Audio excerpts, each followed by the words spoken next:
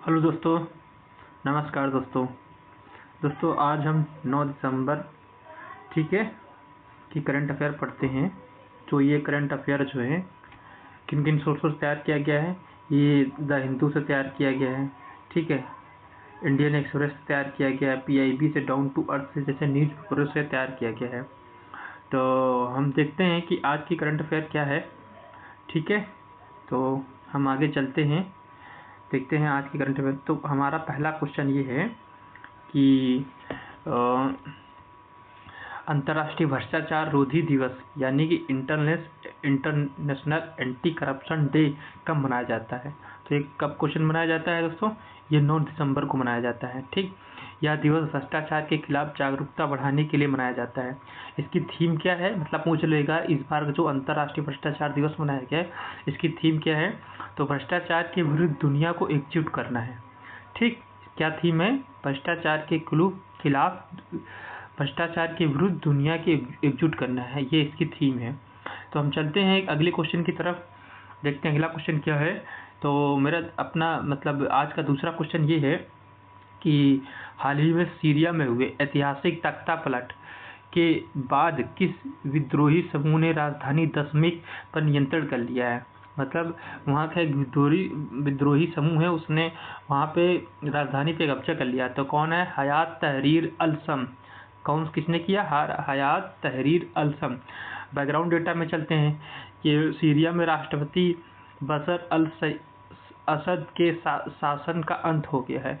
विद्रोही समूह HTS ने दमिश्क पर कब्जा कर लिया, जो मध्य पूर्व की राजधानी पर एक बड़ा बदलाव है। क्या है, एक बड़ा बदलाव है, ठीक। अब हम क्वेश्चन नंबर 3 की तरफ चलते हैं, ठीक। तो क्वेश्चन नंबर 3 की तरफ चलते हैं। तो क्या क्वेश्चन है, इसरो ने हाल ही में किस स्पेस एजेंसी के साथ मिलकर प्रोबा-3 समझ रहे हो ना, प्रोबा-3 मिशन को सफलतापूर्वक अंजाम दिया है। तो वो कौन सा है, वो यूरोपियन एजेंसी है। कौन सी एजेंसी है, यूरोपियन एजेंसी।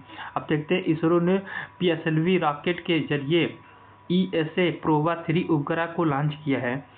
यह मिशन अंतरिक्ष में कृत्रिम सूर्य ग्रहण बनाएगा ताकि सूर्य की बाहरी वातावरण का अध्ययन किया जाए। मतलब जैसे सूर्य है, आपको बताया जैसे ये सूर्य है, ठीक। तो सूर्य की कई परतें हैं, जैसे ये अंदर वाला सूर्य है, तो सबसे अंदर है कोर है, ठीक। फिर क्या है, विकिरण है, क्या है, विकिरण है, ठीक। अब फिर क्या है, संवहन है, ठीक। फिर उसके बाद क्या है, उसके बाद प्रकाश मंडल है, ठीक, जो हम लोगों को नज़र आता है। उसके बाद क्या है, उसके बाद क्रोमोस्फीयर है, क्या है, क्रोमोस्फीयर, ठीक।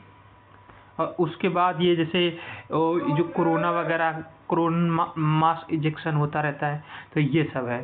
तो ये अध्ययन करेगा, किसका करेगा, ये बाहरी वातावरण का करेगा, किसका, कोरोना का बाहरी वातावरण का अध्ययन करेगा, यहाँ का अध्ययन करेगा कि कैसे सूर्य में बदलाव आता है।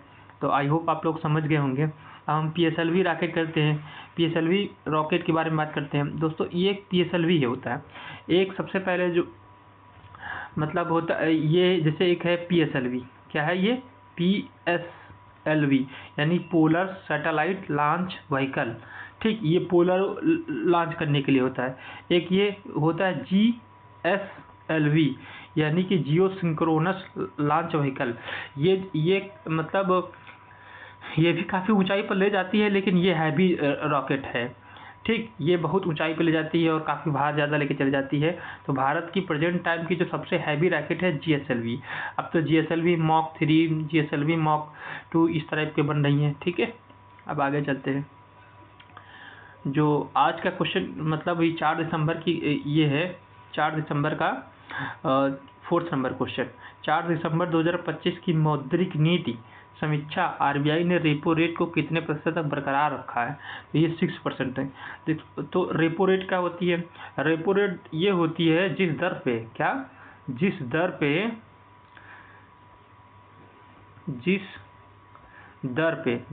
पे जो है क्या करती है RBI, जो है RBI, ठीक। कौन सी,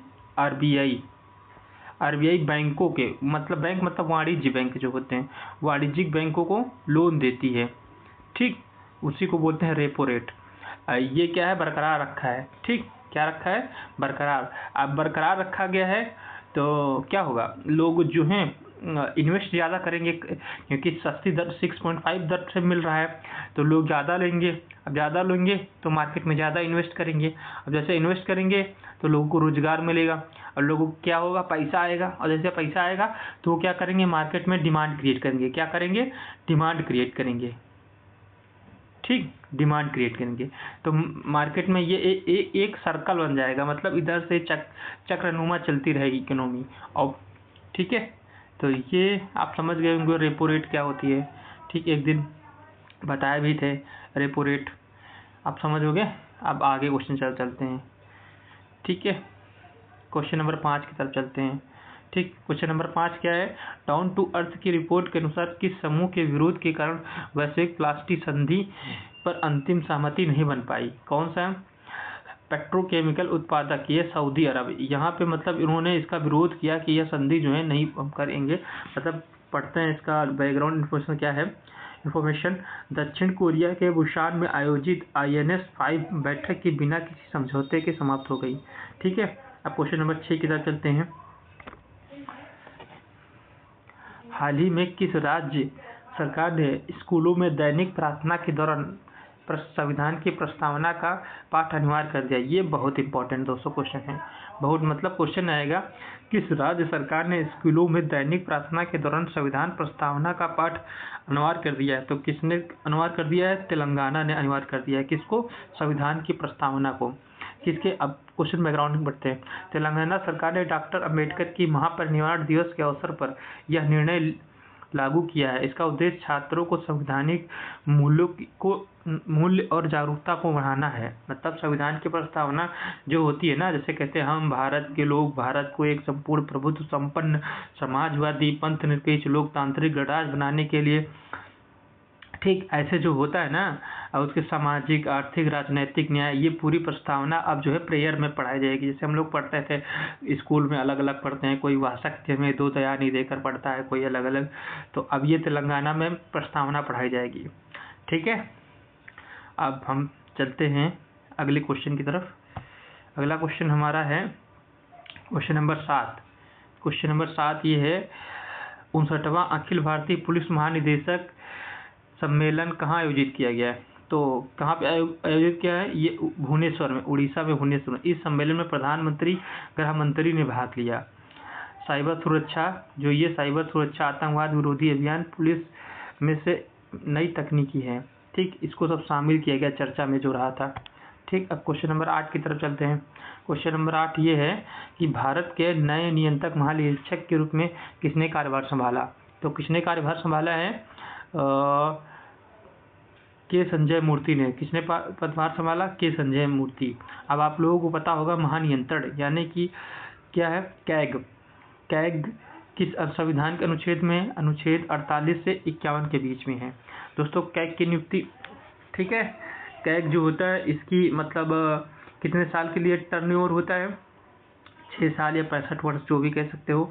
कौन नियुक्त करता है? राष्ट्रपति नियुक्त करता है। इसे कैसे हटाया जाता है? इसके वैसे ही हटाया जाता है जैसे सुप्रीम कोर्ट के मुख्य न्यायाधीश को हटाया जाता है। ठीक है, संविधान के किस पार्ट में दिया गया है? 148 में दिया गया है, 148 से 151 के बीच में। ठीक, पढ़ सकते हैं। अब आगे बढ़ते हैं। ठीक, अब क्वेश्चन नंबर 9 हमारा है। क्वेश्चन नंबर 9 है कि प्रसिद्ध हार्नबिल महोत्सव वर्तमान में किस राज्य में मनाया गया? जो कि कब से हार्नबिल महोत्सव मनाया गया था? एक दिन और बढ़ाए थे, कब से मनाया गया था? मतलब शुरू हुआ था 1 से 10 दिसंबर के बीच शुरू हुआ था। कहाँ पे शुरू हुआ था? नागालैंड में शुरू हुआ था। ठीक है, किस गांव में आ जाएगा? किसिमा हेरिटेज विलेज गांव में। ठीक, अब क्वेश्चन नंबर आगे की तरफ चलते हैं। क्वेश्चन नंबर 10 की तरफ चलते हैं। क्वेश्चन नंबर 10 क्या है? हाल ही में विस्फोट के कारण चर्चा में रहा माउंट लोआ टोबी लाकी जो है ज्वालामुखी कहाँ स्थित है? तो कहाँ पे स्थित है? इंडोनेशिया में स्थित है। ठीक, यह ज्वालामुखी इंडोनेशिया के फ्लोरेंस द्वीप पर स्थित है। ठीक, इंडोनेशिया रिंग ऑफ फायर में कहा जाता है जहाँ दुनिया का सबसे ज़्यादा ज्वालामुखी सक्रिय है, एक्टिव ज्वालामुखी है। ऐसे ज्वालामुखी तो बहुत प्रकार के होते हैं, जैसे कि अगर मेन पढ़ा जाए तो ज्वालामुखी ऐसे देखते पढ़ अब बताते हैं नॉर्मल सा। एक ये होता है दरारी उद्भेदन के आधार पर ज्वालामुखी, ठीक। एक दूसरा होता है केंद्रीय उद्भेदन के ज्वालामुखी, ठीक। जो दरारी उद्भेदन से होते हैं उसमें विस्फोट नहीं होता है, उसमें एक जैसे पठार मैदान कुछ बनता जाता है, क्योंकि इससे लावा जो है, लावा क्या है उसका बहुत गीला होता है, मतलब तो वो धीरे धीरे निकलता है और जमता चला जाता है। इससे जो है ये विस्फोटक प्रकार के होते हैं, जैसे विसुसियस ज्वालामुखी, ठीक है, पिलियन ज्वालामुखी, ऐसे प्रकार के ज्वालामुखी बनते हैं, ठीक। और कुछ जो हैं और अन्य धारों का वर्णन किया है, जैसे सक्रिय ज्वालामुखी, ठीक, और विलुप्त ज्वालामुखी और प्रसुप्त ज्वालामुखी, ये सब ज्वालामुखी हैं, ठीक। अब क्वेश्चन नंबर 11 की तरफ चलते हैं। क्वेश्चन नंबर 11 क्या है, केंद्र सरकार की पीएम ई बस सेवा के तहत हाल ही में किस शहर में इलेक्ट्रॉनिक बसों का संचालन किया गया है? तो किसमें किया गया? Jammu Kashmir. Jammu city smart city limited में प्रदूषण कम करने के लिए सार्वजनिक परिवहन को प्रदूषण से बचाने के लिए ई बसों का बेड़ा शामिल किया गया है, ठीक। क्वेश्चन नंबर 12 की तरफ चलते हैं। 12 का क्वेश्चन नंबर क्या है, ग्लोबल वेज रिपोर्ट 2024-25 में किस अंतर्राष्ट्रीय संगठन द्वारा जारी की? अब आ जाएगा ग्लोबल वेज रिपोर्ट किस अंतर्राष्ट्रीय संगठन द्वारा जारी किया है, तो किसने जारी किया है? ILO ने जारी किया है। किसने? ILO, इंटरनेशनल लेबर ऑर्गेनाइजेशन ने जारी किया है, ठीक है। मुख्यालय कहाँ है ILO का? जिनेवा, स्विट्जरलैंड में, याद रखना, पूछ लेता है एग्जाम में। क्वेश्चन नंबर 13 की तरफ चलते हैं। क्वेश्चन नंबर 13 भारतीय नौसेना के लिए 3 आंतरिक स्कॉर्पियन श्रेणी की पनडुब्बियां किस देश के सहयोग से शुरू हुई है? तो किसने किया? फ्रांस के शुरू हुई हैं। पनडुब्बियां मझगांव डाक शिपयार्ड लिमिटेड में बनाई जाएंगी या भारत और फ्रांस के बीच रणनीतिक साझेदारी है? ये कह सकते हो यार, कुछ समय पहले यार शुरू किया गया था प्रोजेक्ट 75 चला शुरू किया गया था और प्रोजेक्ट 17A शुरू किया गया था, तो इसका हिस्सा है, ठीक। अब क्वेश्चन नंबर 14 की तरफ चलते हैं। क्वेश्चन नंबर 14 ये है, हाल ही में किसने अंतर्राष्ट्रीय क्रिकेट परिषद के सबसे युवा अध्यक्ष के रूप में पदभार संभाला है? तो कौन से हैं भैया महोदय? इनको तो सभी जानते हैं, जैसा महोदय हैं, ठीक। अब क्वेश्चन नंबर 15 की तरफ चलते हैं, और जो कि आज का लास्ट क्वेश्चन है, विकसित भारत संकल्प यात्रा का प्राथमिक लक्ष्य क्या है? तो क्या प्राथमिक लक्ष्य है? सरकारी योजनाओं का 100% पात्र लाभ लोगों तक पहुंचाना। मतलब जो है सरकारी योजनाओं का 100% लाभ पात्र लोगों तक पहुंचाना, यही है। मतलब यात्रा का उद्देश्य उज्ज्वला योजना, आयुष्मान भारत, PM आवास जैसी योजनाओं से छूटे हुए पात्र लोगों को जोड़ना है, ठीक है।